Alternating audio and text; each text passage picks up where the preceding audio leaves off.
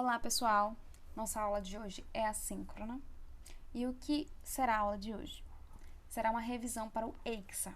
Como vocês já sabem, o EICSA está se aproximando, que é um simulado que vocês fazem. E nesse simulado também tem a parte de história. Ao todo serão 10 questões de história. Professora, quais são os conteúdos que serão cobrados no EICSA?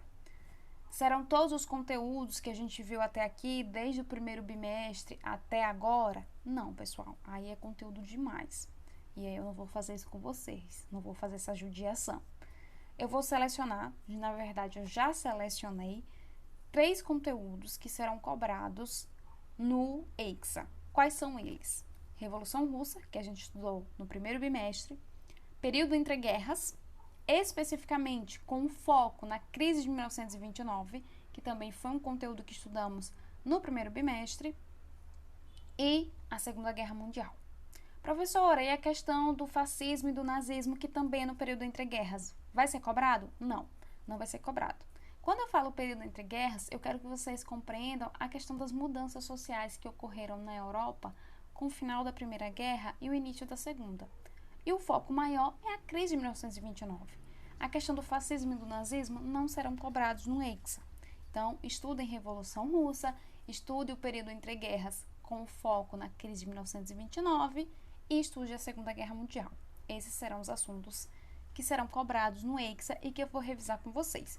Hoje, nessa aula síncrona, eu vou revisar com vocês a Revolução Russa, o período entre guerras e a crise de 1929. Na aula que vem, a gente vai revisar a Segunda Guerra Mundial, que foi um assunto que estudamos tem pouco tempo, que foi no segundo bimestre. Professora, e quando terminar essa revisão, o que é que a gente faz? Vocês irão responder algumas questões do livro do primeiro bimestre. Ah, professora, mas o livro está na escola. Eu sei, pessoal, eu sei que o livro está na escola e que hoje vocês já podem buscar. Sabendo disso, eu coloquei nesse slide as questões que eu quero que vocês façam. Então, vocês irão fazer essas questões agora no horário de aula, vocês fazem no caderninho de vocês, anotam a página, anotam a numeração da questão, e assim que vocês pegarem o livro, que a partir de hoje já está disponível para vocês pegarem lá na escola, vocês passam a limpo para o livro, entenderam? Então, vai ser assim, porque vocês aproveitam e já revisam o conteúdo a partir da resolução das questões. Então, bora lá. O que foi a Revolução Russa? A Revolução Russa foi um processo revolucionário que transformou a Rússia, que era um país controlado pelo czar, que tinha um regime de czarismo, que é um regime absolutista, por um país socialista, né? Um país com teorias, com a ideologia e com essa forma de governo chamada de socialismo. Então, foi uma grande mudança, por isso é chamado de Revolução Russa, né? Quando é que acontece a Revolução Russa? Acontece em 1917. E quais são as principais causas da Revolução Russa, professora? Que eu não me lembro mais. Veja bem, vocês têm que analisar a Rússia antes da Revolução. O que estava acontecendo na Rússia antes da Revolução? A Rússia era considerada o país mais atrasado da Europa, que ainda tinha uma economia feudal, uma economia voltada para a agricultura. Era um país, assim, muito pouco industrializado, tinha poucas indústrias, e a maior parte dessas indústrias eram estrangeiras. Ela era governada pelo czar, nesse caso, o czar Nicolau II, e tinha uma forte influência religiosa da Igreja Ortodoxa. Havia muita fome e pobreza da população. A população ela dependia ali da agricultura e por conta de eventos climáticos, como uma forte seca que aconteceu ali na Rússia nessa época, isso acabou prejudicando as plantações. E é lógico que quem mais sentiu foi a população mais pobre, foram os camponeses, que era a grande maioria da população russa. Também ocorreu a criação de 2 partidos políticos, na verdade de um partido político que se dividiu em 2. O sistema ali do czarismo, com o czar, o ideal é que não existisse oposição ao czar. O ideal é que não existisse qualquer tipo de oposição a ele, porque o poder dele é absoluto, o poder dele é supremo, ele está acima de todo mundo, né? Todos estão abaixo dele, ele está acima de todos. Então, não deve haver oposição. Mas é lógico, com toda essa situação da Europa considerar a Rússia o país mais atrasado, de ele ainda ser governado por um czar, dele ainda depender da agricultura, de haver muita fome e pobreza entre a população em geral, isso gera oposição política, isso gera crítica. No caso, foi criado o Partido Operário Social Democrata Russo, que fazia uma forte oposição ao czar. E esse partido ele se dividiu em dois, que são dois nomes que a gente conhece bem, que são os bolcheviques e os mencheviques. Também havia insatisfação popular com a participação da Rússia em guerras desnecessárias, como é o exemplo da Primeira Guerra Mundial. A Rússia ela participa da Primeira Guerra totalmente despreparada, não está preparada para um evento, uma guerra daquele tamanho. Isso gera uma grande insatisfação. Inclusive, a Rússia ela sai da Primeira Guerra por conta do processo revolucionário. Tem a questão do Domingo Sangrento, que ocorreu em 1905, que é muito importante a gente destacar, porque por conta dessa situação de ser o país considerado o país mais atrasado da Europa, de ainda ser governado pelo czar, de ter uma fome e pobreza muito grande, a população, né, algumas centenas de pessoas, foram até o Palácio de Inverno, que era a residência oficial do czar e da família, protestarem, pedirem melhores condições de vida. Como resposta, o czar manda matar, manda balear todas aquelas pessoas. Esse episódio ficou conhecido como Domingo Sangrento e aconteceu em 1905. Então, se a popularidade do czar já estava mal, ela piorou muito mais por conta do Domingo Sangrento. Então, essa é a situação da Rússia antes da guerra. Antes da guerra não, minto, antes da Revolução Russa. Essa é a situação. Além disso, houve a formação dos sovietes, que era um grupo, uma organização ali de trabalhadores, em 1905. Todos esses fatores contribuíram para a eclosão da Revolução Russa, que foi em 1917. Tudo isso são causas que vai gerar a Revolução Russa de 1917. Em 1903, esse partido que era contrário ao czar, ele se divide em dois, bolcheviques e mencheviques. Bolcheviques, relembrando para vocês, o que é que os bolcheviques defendiam? Defendiam que deveria ocorrer uma revolução proletária imediata, em que na Rússia deveria ser implantado imediatamente o socialismo.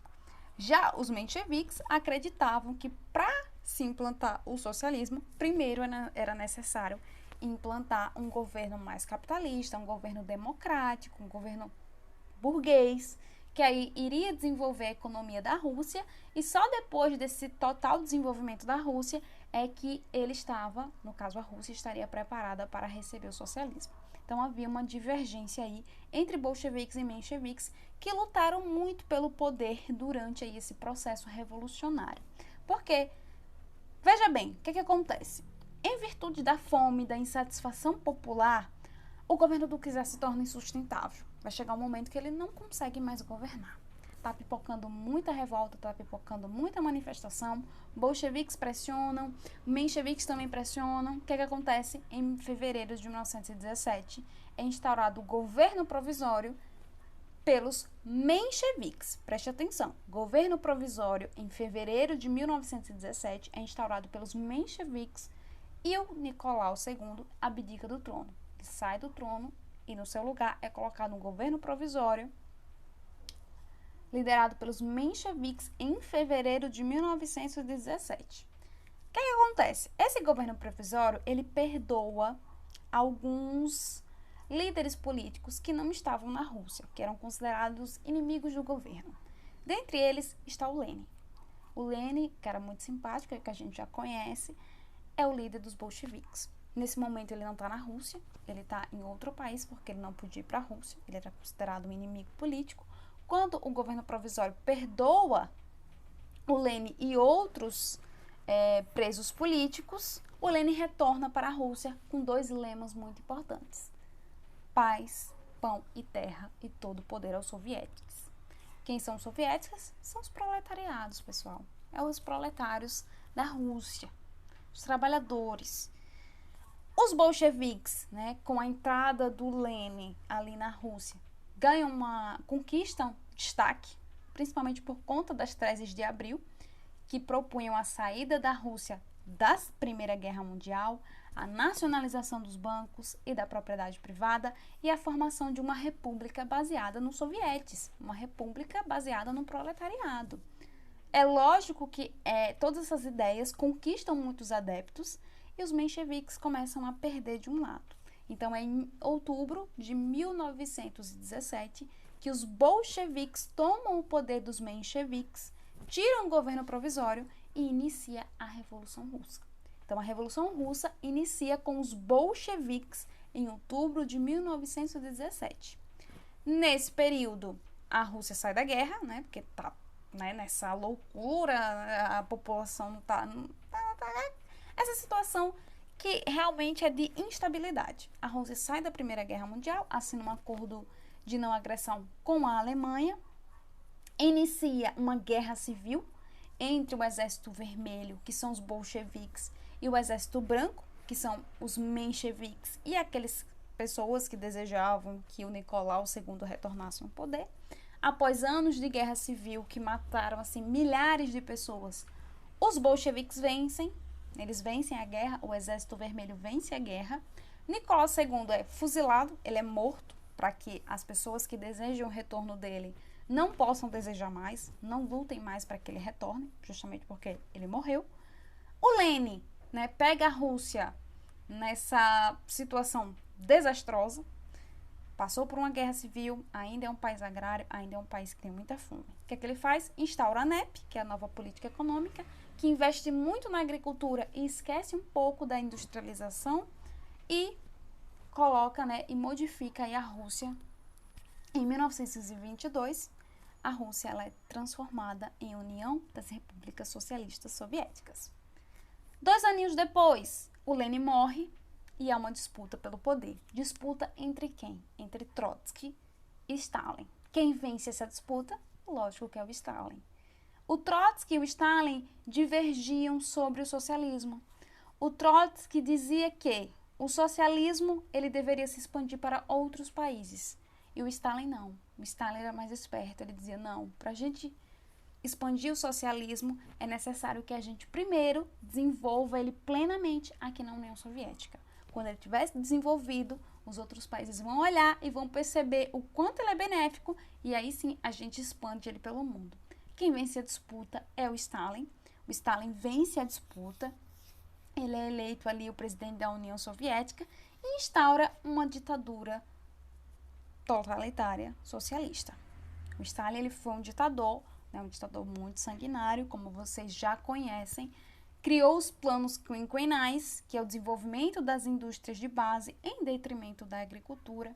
Ele é ali que desenvolveu o socialismo, né? Não exatamente o socialismo que o Lenin defendia e nem que o Karl Marx e o Friedrich Engels defendiam, né? Um socialismo um pouco complicado, que tinha certos problemas, porque o governo do Stalin, embora seja colocado como socialismo, havia muita desigualdade. A distribuição da renda ela era muito desigual. Havia muita corrupção dentro do governo do Stalin. O Stalin investiu muito na propaganda, sempre para mostrar, endeusar a figura dele. Ele tinha sempre esse objetivo de endeusar a figura dele, de sempre associar a União Soviética ao Stalin, que o Stalin era bom, que o Stalin era necessário.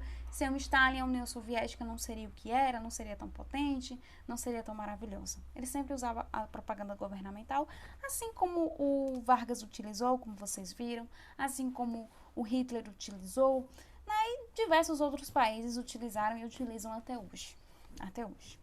A União Soviética continuou utilizando, mesmo durante a Guerra Fria, Estados Unidos também, Brasil também. Gente, uma infinidade de países, principalmente com ditaduras, utilizam da propaganda governamental para colocar na cabecinha das pessoas de que o governo é esplêndido, é maravilhoso e que você não deve reclamar. Isso acontece muito, infelizmente. Outro assunto muito importante é a crise de 1929.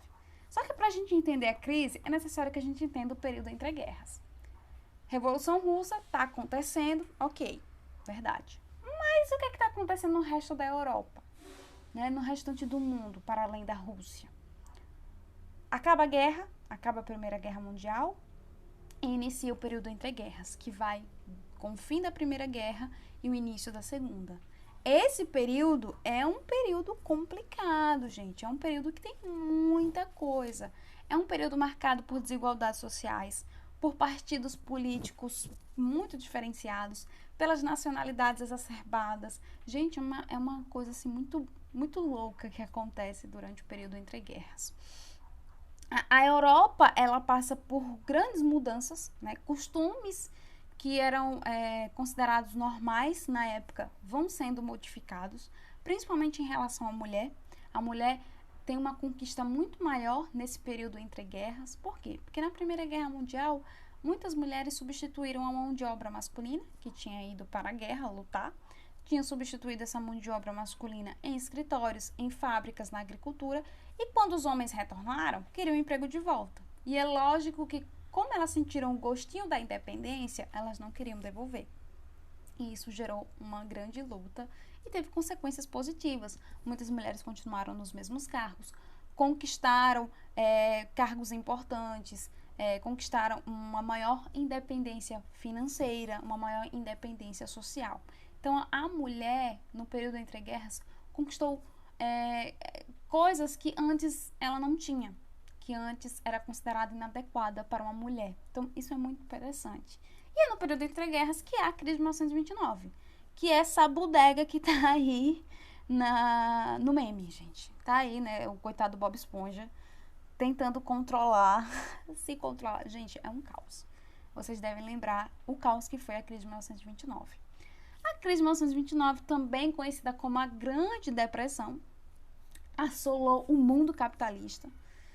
Iniciou ali nos Estados Unidos, se espalhou como um fogaréu pela Europa e por países que tinham alguma relação política, econômica com os Estados Unidos, que eram países capitalistas.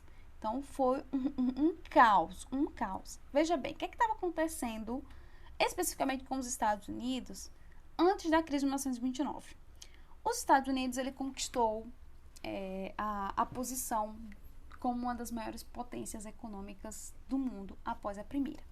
Como vocês sabem, os Estados Unidos financiou a Primeira Guerra Mundial e conquistou essa posição de destaque. Foi uma posição de destaque mesmo. Então, ele era o bambambam. Nos anos 20, ele começou a espalhar e a defender o estilo de vida americano, que é aquele estilo de vida em que vocês devem comprar tudo que está na última moda. Tudo que é novidade produzida pelas indústrias, você deve comprar. Esse é o estilo de vida americano. Carros, eletrodomésticos, casas, grandes edifícios, condomínios, bairros residenciais, tudo isso mostravam esse estilo de vida americano. Esse estilo de vida que era uma euforia capitalista, que viver bem significa dizer que você tem que comprar o bom e do melhor, você tem que comprar todas as novidades, tudo que está na última moda. E esse estilo de vida, ele era espalhado pelo mundo inteiro, ele era propagado pelos Estados Unidos para o mundo inteiro. Sigam o meu estilo de vida, sigam essa nova forma de viver, porque é maravilhosa, aqui tá todo mundo bem. É lógico que não tava, tá? Lógico que esse estilo de vida americano, ele não era para toda a população estadunidense. Ele era para uma parte restrita, para aquelas pessoas que tinham dinheiro, para aquelas pessoas que eram pobres. A vida continuava miserável, a vida continuava difícil. Não era esse estilo de vida americano de euforia capitalista que os Estados Unidos costumava propagar para o mundo inteiro.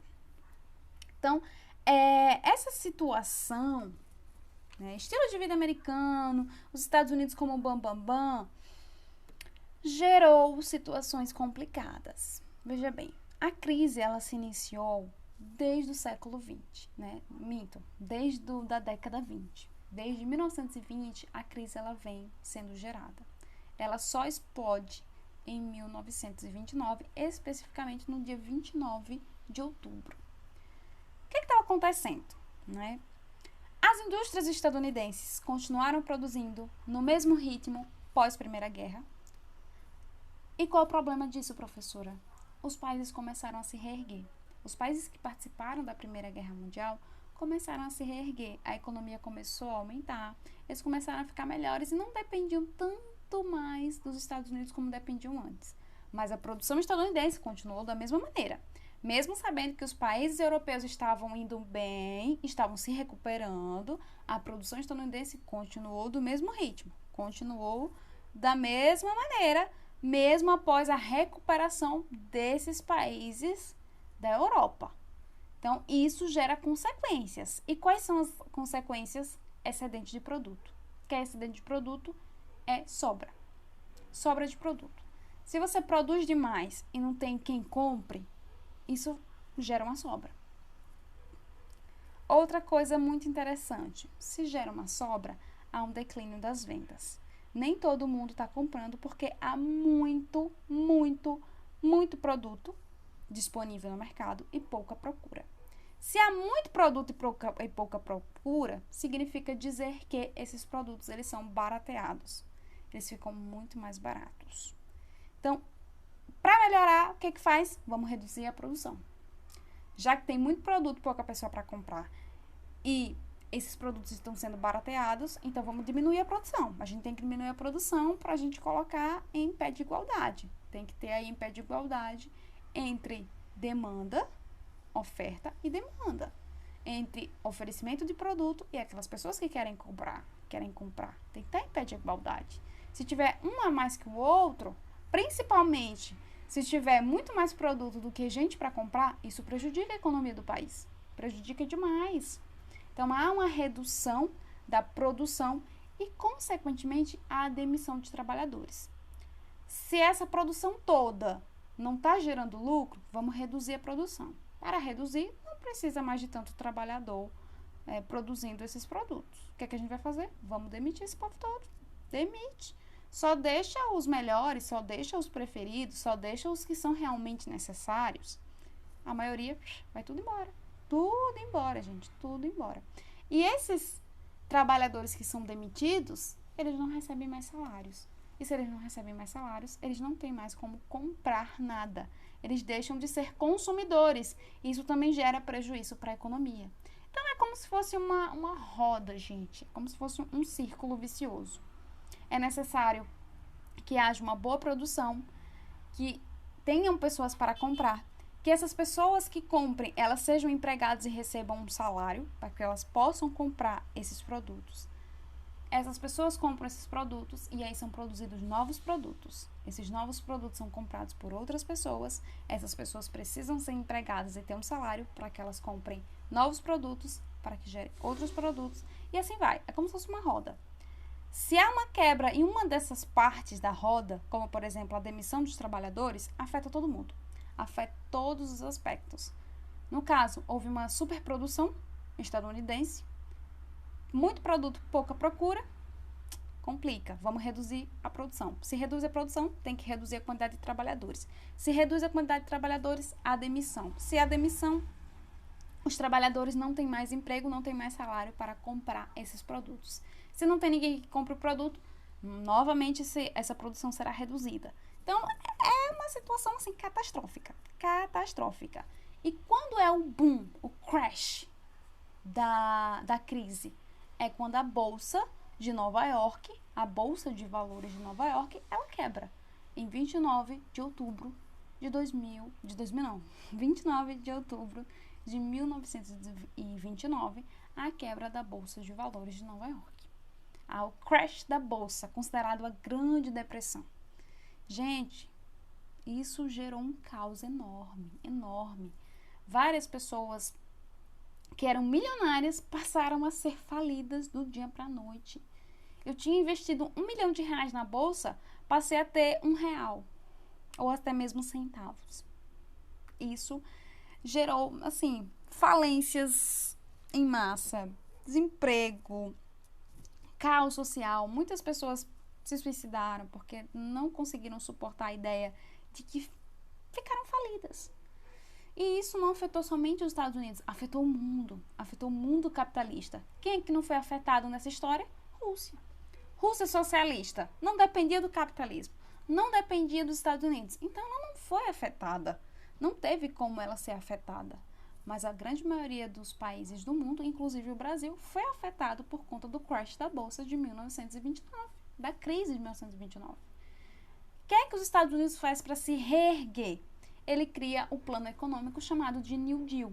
Esse plano econômico tem um controle governamental dos preços e a criação de obras públicas para dar emprego aos desempregados, combater a miséria e que esses novos empregados passem a consumir.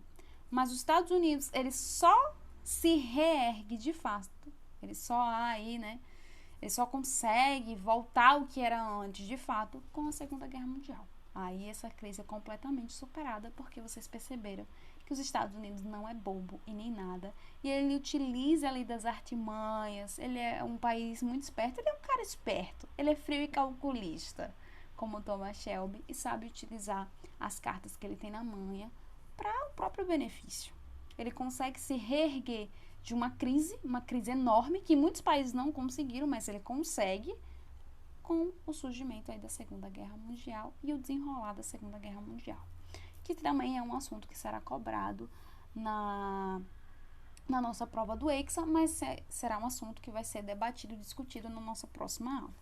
Veja bem, quais são as questões, professora, que a senhora falou? A questão 4 da página 16, eu quero que vocês copiem no caderno somente a resposta, né? Você bota a numeração da página, bota a numeração da questão, copia a resposta. Quando você pegar o livro, aí você passa a resposta correta para o livro. Essa questão, ela diz o seguinte, ela é sobre a Revolução Russa. Elabora um parágrafo explicativo a seguir que relaciona a situação social e política da Rússia no início do século XX com os ideais socialistas que mais tarde culminariam na Revolução Russa de 1917. Aqui vocês vão fazer um parágrafo simples, comparando a situação da Rússia antes da Revolução Russa, com o socialismo que foi pregado durante a Revolução Russa. Se antes da Revolução havia muita fome e miséria, porque há uma grande desigualdade social, com o socialismo pregado, né, com essa ideologia, essa forma de governo chamada de socialismo, a ideia de que todo mundo é igual perante a lei, todo mundo está em pé de igualdade, independentemente da classe social, da raça, da etnia, independentemente de qualquer coisa. Todo mundo é igual e não há um mais rico e nem um mais pobre. Todo mundo é igual perante o Estado. Isso é uma relação. Tem outras também que vocês podem fazer nessa quarta questão. A próxima é da página 21, que é uma única questão, que também é sobre a Revolução Russa. Aí tem um textinho sobre Lenin, tá? Lenin é que fala, né, o que tem nesse textinho. E você vai analisar a necessidade de participação da população russa para a real efetivação da proposta de Marx. Veja bem, Marx dizia que, Karl Marx, tá, pessoal? Karl Marx, ele dizia que, para o socialismo ele ser implantado, é necessário que haja uma revolução do proletariado. Quem é esse proletariado? São os trabalhadores. Então, o proletariado, os trabalhadores, os operários, têm que tomar os meios de produção dos burgueses e iniciarem a revolução. Só que o Lenin fala nesse textinho que ele não sabe da capacidade dos proletariados, ele não sabe da capacidade de resistência dos proletariados da Rússia. Ele não tem ideia, mas ele acredita que quando o poder estiver nas mãos desse proletariado, quando a revolução de fato iniciar, que será nas mãos desse proletariado, aí sim ele vai saber que esse proletariado russo é capaz de governar, é capaz de liderar e é capaz de instaurar uma revolução. Essa aqui é sobre o período ali entre guerras, a questão das mudanças de comportamento, principalmente com foco nas mulheres. Esse textinho está na página 50, continua na página 51 e tem a questão 1, que registra as principais transformações ocorridas no comportamento das pessoas. Você vai fazer a questão 1, 2 e 3 baseado em seu conhecimento e no texto, tá? No texto da página 50 e 51. Temos a questão 1, 2 e 3. Então, lembrando que vocês devem copiar no caderninho de vocês a resposta e vocês passam para o livro assim que vocês pegarem o livro. É o livro do primeiro bimestre, pessoal. Do primeiro, tá? Do primeiro. Não esqueçam, é do primeiro. Não é do segundo, é do primeiro. E aí, na nossa próxima aula, a gente continua com a nossa revisão. Qualquer dúvida, entre em contato, pessoal. Professora, eu não estou entendendo essa questão, me explica de novo. Entre em contato. Não se preocupe que eu vou disponibilizar também um slide lá no Classroom, para que vocês possam dar uma olhada novamente nas questões, né? Porque eu tô passando rápido e vocês querem ler o texto. Então, eu vou botar esse mesmo slide lá no Classroom e aí você dá uma ampliada, lê o texto, já que vocês não estão com o livro. Pessoal, até a nossa próxima aula. Qualquer dúvida, estou à disposição de vocês.